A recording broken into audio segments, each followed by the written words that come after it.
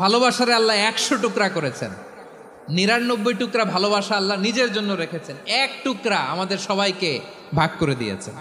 যত পাখি আছে পৃথিবীতে, যত মাছ আছে, যত প্রাণী আছে, যত মানুষ আছে, যত জিন আছে, আমরা সবাই মিলে পেয়েছি ভালোবাসার কয় টুকরা?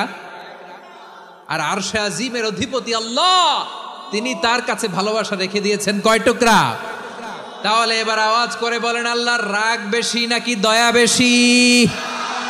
আল্লাহ তুমি দয়ার সাগর, রহমানুর রহিম, তোমার দয়ায় পূর্ণ আমার সারা নিশিদিন। সবাই পড়েন, আল্লাহ তুমি দয়ার সাগর, রহমানুর রহিম, তোমার দয়ায় পূর্ণ আমার সারা নিশিদিন। আল্লাহু আকবার।